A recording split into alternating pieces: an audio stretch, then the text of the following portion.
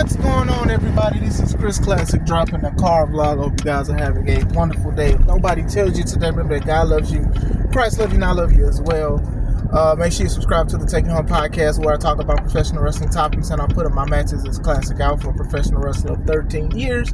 Make sure you also subscribe to C3 Ultimate Wrestling. That is me and my wife's professional wrestling company that we are going to get back August 30th at the 11th hour, Dyer, Indiana, Harold's private venue. Tickets are on sale on Eventbrite. They are $5 cheaper now, but they'll be $5 more at the door. Bars. R-Truth, as of today, has been released by WWE. Said sorry to inform, but I am no longer with the WWE. Said thank you, WWE, and thank you for the fans. This is a shocker. I feel like it's come out of nowhere. I don't know if he did something or they changed their mind on something, because even how he said it, like the sorry to inform, like it was just so sudden. So it's a shocker. I'm not even gonna lie. I'm very, very shocked about the situation. You know, we just seen him go against JC Mateo, and then before that, it was John Cena with, you know, Ron Cena and stuff. So this is a shocker. I'm not even gonna lie to you guys. Wow. It's unfortunate that somebody is released, but sometimes it is a breath of fresh air for them. You know, R-Truth is an OG in the game. I mean, he may not look it or whatever like that. The dude has been in the game for a long time. I don't know his age. His age slips me. I think he's in the 50 age range and stuff like that. He's been in the game in the hip hop scene and in wrestling for a while. There's pictures of him with Tupac, with Easy, with Eric Sermon, with a lot of people. You know, he's been doing his thing. He's been around. You know what I'm saying? So shout out to him and everything that he continues to do.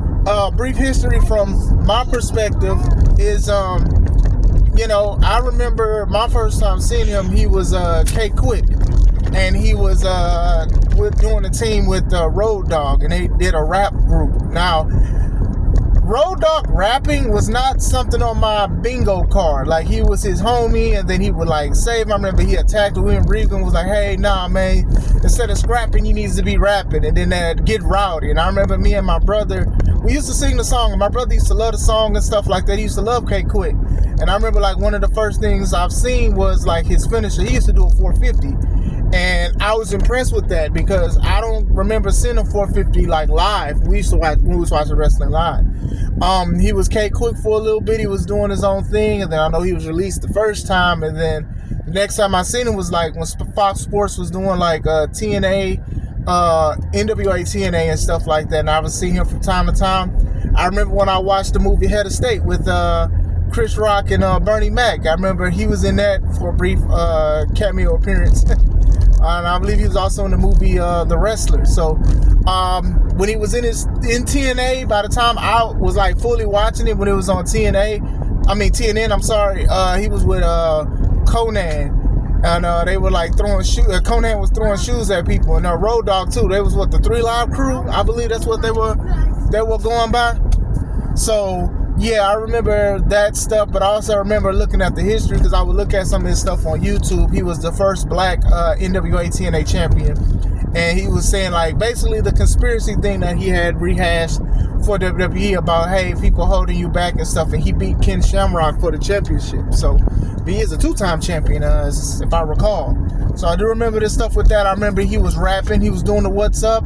I remember Lance Hoyt, now known as the Murder Hog Monster, Lance Archer, dancing and stuff, and he had some moves for a 7-footer, but still, I remember he had like a little rap beef with John Cena. He would call him out, he would freestyle, he would do a whole bunch of stuff because he didn't like what John Cena represented at the time, which is funny because now John Cena was his childhood hero, which was funny how they did that because Truth is older than John Cena, which makes it more funny. But I do remember the rap stuff. I remember following him on like MySpace and stuff like that, and people would like upload his raps and all that. Like he could rap, like the man could spit. I know people be like, "Oh man, what's up?" But nah, this dude was rapping. I remember when he did return to WWE as R-Truth and stuff like that, and his forearm smash, the flipping one that he did, lie detector. I remember a lot of the stuff. I remember they had him teaming with Eve Torres when he had a new song, and then eventually he teamed with Carmella and stuff like that. I know he had a U.S. title run. He was a champ with Kofi Kingston a tag champ, I believe. I could be wrong, but I believe they are champ. I remember he was tagging with John Morrison. Then they started the heel turn, him smoking and Little Jimmy and the conspiracy things. I remember everybody thought that he should have beat John Cena at Capital Punishment because of the conspiracy thing, but that didn't happen. But then Awesome Truth happened. I remember all of this stuff. Like, I was a big R-Truth fan. Still is. Still shocked. You know, he became comedic relief. Even when he was serious, he brought like a sense of comedy, but a sense of seriousness to it, right? Even saying what's up, like people would probably think that would be played out, but the way R-Truth was spinning, and obviously it's his song and stuff like that, people was rocking with it. I remember one time it was just the instrumental. He would, especially when he was a heel, because he didn't want people saying what's up. Like, if you look at his heel work and how he was making fun of kids and calling them little Jimmys before he had an invisible little Jimmy, pause. It's funny, it's hilarious and stuff like that. But him being let go is a shocker. It's a shocker. The guy could still go. He was a great wrestler. Very funny. A lot of people have posted that he was a national treasure. National treasure this, national treasure that. Protect truth at all costs. And I agree. What's gonna be in his future? Who knows? Like I said, it's so easy for us to be like, oh, well, he can always go to AEW, or he can always go to the independents, or he can do conventions and get paid. It's easy to do. It's easy to say that, but at the same time, sometimes when you do look at people's schedule and stuff, sometimes people are used to it. On the flip side, I don't know R-Truth. And like I said, maybe he want to spend time with his family and do anything. You want to tour, you want to do a whole bunch of stuff. He can do a lot of things, you get what I'm saying?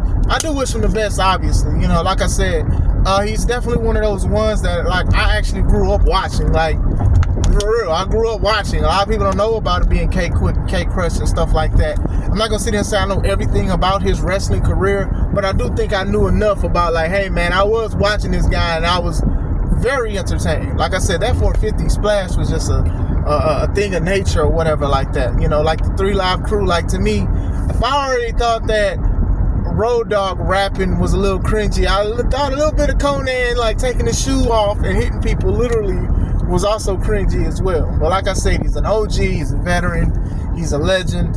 Hopefully in the future they put him in the Hall of Fame. I think he rightfully deserves it. I think he's made a name for himself in professional wrestling and everything like that. But what a shocker. I am shocked. But what do you guys think? You know, are you going to miss him? Do you want to see him somewhere else? Let me know. Hope you guys have a wonderful day. This is Chris Classic. And what I'm supposed to say, y'all? Let's take it home. Let's take it home. You want to say it, Maya? Take it home. There you go. Hope you guys have a good day.